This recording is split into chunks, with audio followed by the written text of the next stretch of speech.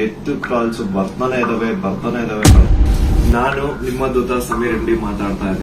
ಎಲ್ಲಿ ಹೋಗೋಣ ಅಂತ ಗೊತ್ತಾಗ್ತಾ ಇಲ್ಲ. ಅಟ್ ಪ್ರೆಸೆಂಟ್ ನನ್ನ ಸಿಚುವೇಶನ್ ತುಂಬಾ ವರ್ಸ್ಟ್ ಆಗಿದೆ ಅಂತ ಅನ್ಕೊಳ್ಳಿ.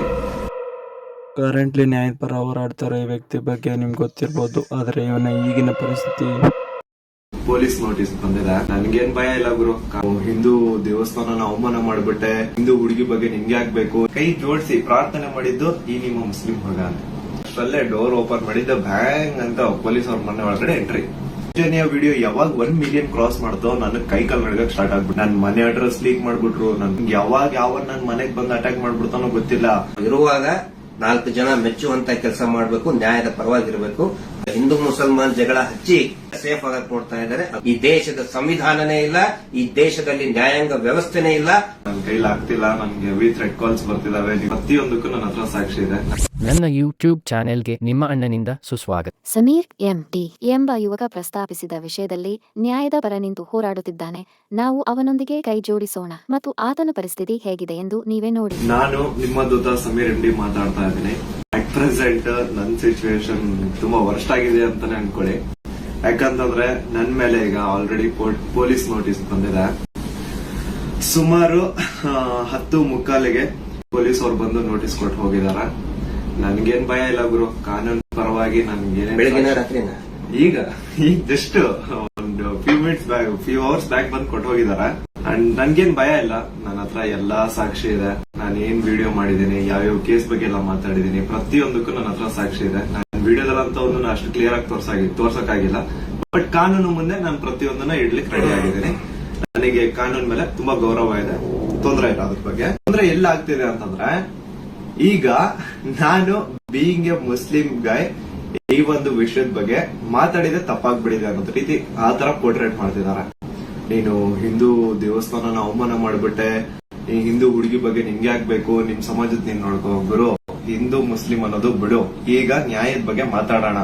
ಹಿಂದೂ ಹುಡುಗಿ ಆಗಿದ್ರೇನೋ ಮುಸ್ಲಿಂ ಹುಡುಗಿ ಆಗಿದ್ರೇನೋ ಅನ್ಯಾಯ ಆಗಿದೆ.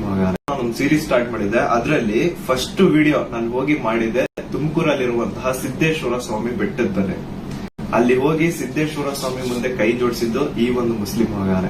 ಸಿದ್ದೇಶ್ವರ ಸ್ವಾಮಿ ಮುಂದೆ ಕೈ ಜೋಡಿಸಿ ಪ್ರಾರ್ಥನೆ ಮಾಡಿದ್ದು ಈ ನಿಮ್ಮ ಮುಸ್ಲಿಂ ಮಗಾನೆ.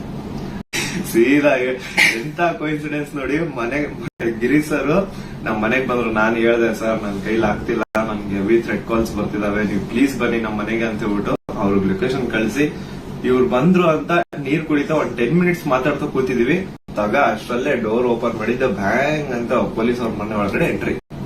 ಏನು ಜನ ಕರೆಸಿ ಏನೇನೋ ಮಾಡಿಸಿ ಟೋಲ್ ಮಾಡಿಸುವಂತ ದೊಡ್ಡವನ. ಇದನ್ನ ಜನರು ಅರ್ಥ ಮಾಡ್ಕೋಬೇಕು. ನಾನು ಪ್ರತಿಯೊಬ್ಬ ಜನಸಾಮಾನ್ಯರಿಗೂ ವಿನಂತಿ ಮಾಡ್ಕೊಳ್ತಾ ಇದ್ದೇನೆ, ಸೌಜನ್ಯಳನ್ನ ನಿಮ್ಮ ಮನೆ ಮಗಳಂತ ತಿಳ್ಕೊಳ್ಳಿ. ನಾವು ಅದೇ ರೀತಿ ತಿಳ್ಕೊಂಡಿದ್ದು.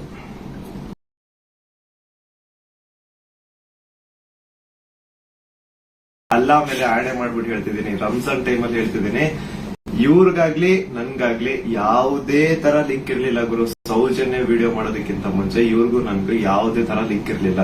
ಸೌಜನ್ಯ ವಿಡಿಯೋ ಯಾವಾಗ 1 ಮಿಲಿಯನ್ ಕ್ರಾಸ್ ಮಾಡ್ತೋ ನನ್ನ ಕೈ ಕಾಲ್ ನಡ್ಗಕ್ ಸ್ಟಾರ್ಟ್ ಆಗ್ಬಿಡ್ತು. ಯಾಕಂತಂದ್ರೆ ಡೆತ್ ಕಾಲ್ಸ್ ಬರ್ತಾನೆ ಇದಾವೆ. ನನ್ ಮನೆ ಅಡ್ರೆಸ್ ಲೀಕ್ ಮಾಡ್ಬಿಟ್ರು, ನನ್ ಪರ್ಸನಲ್ ಡೀಟೇಲ್ಸ್ ಲೀಕ್ ಮಾಡ್ಬಿಟ್ರು. ನನ್ಗೆ ಯಾವಾಗ ನನ್ ಮನೆಗ್ ಬಂದ್ ಅಟ್ಯಾಕ್ ಮಾಡ್ಬಿಡ್ತಾನೋ ಗೊತ್ತಿಲ್ಲ. ಎಲ್ಲಿ ಹೋಗೋಣ ಅಂತ ಗೊತ್ತಾಗ್ತಾ ಇಲ್ಲ. ಪೊಲೀಸ್ ಅವ್ರ ಕಡೆ ಹೋದ್ರೆ ಪ್ರೊಟೆಕ್ಷನ್ ಸಿಗುತ್ತಾ ಇಲ್ಲ, ಗ್ಯಾರಂಟಿ ಇಲ್ಲ.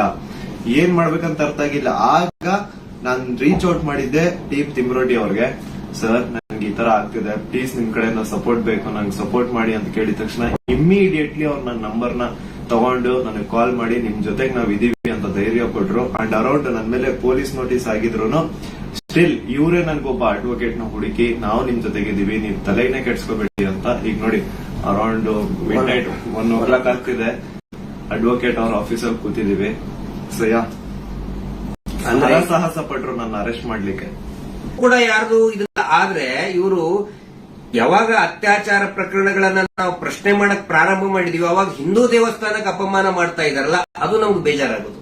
ಅದ್ರ ಪಡ್ಕೊಳ್ತದೆ. ಆನಂತರ ಇಲ್ಲಿ ಸಮೀರ್ ಅವರ ಜೊತೆಗೆ ಅವರ ತಾಯಿ ಮತ್ತು ಅವರ ಅಕ್ಕ ನೋಡಿ, ನನ್ನ ತಾಯಿಗೂ ಕೂಡ ನನ್ನ ಬಗ್ಗೆ ಒಂದು ಎಷ್ಟೋ ಕಾಳಜಿ ಇರ್ತದೆ. ಅವರು ಇತ್ತ ಏನಾದ್ರು ಆದ್ರೆ ಫೋನ್ ಮಾಡಿ ಹೇಳ್ತಾ ಇರ್ತಕ್ಕಂಥ ತಾಯಿ. ನಾನಿವತ್ತು ಅವ್ರ ಮನೆಗೆ ಯಾವಾಗಾದ್ರೂ ಬರ್ತದ್ರಿ, ಯಾವಾಗಾದ್ರೂ ಬರ್ತದೆ. ನಾವ್ ಇರುವಾಗ 4 ಜನ ಮೆಚ್ಚುವಂತ ಕೆಲಸ ಮಾಡಬೇಕು, ನ್ಯಾಯದ ಪರವಾಗಿರಬೇಕು. ಅದೇ ಈ ಹೋರಾಟ. ಹಿಂಗಾಗಿ ಇನ್ನೊಂದು ಜಾತಿಗೆ ಜಗಳ ಹಚ್ಚಿ, ಈಗ ಹಿಂದೂ ಮುಸಲ್ಮಾನ್ ಜಗಳ ಹಚ್ಚಿ ಇವರು ಈಗ ಸೇಫ್ ಆಗಕ್ ನೋಡ್ತಾ ಇದ್ದಾರೆ. ಅದು ಆಗಲ್ಲ. ಇವತ್ತೇನು ವಿಚಾರಣೆಗೆ ಹೋಗ್ತಾರೆ.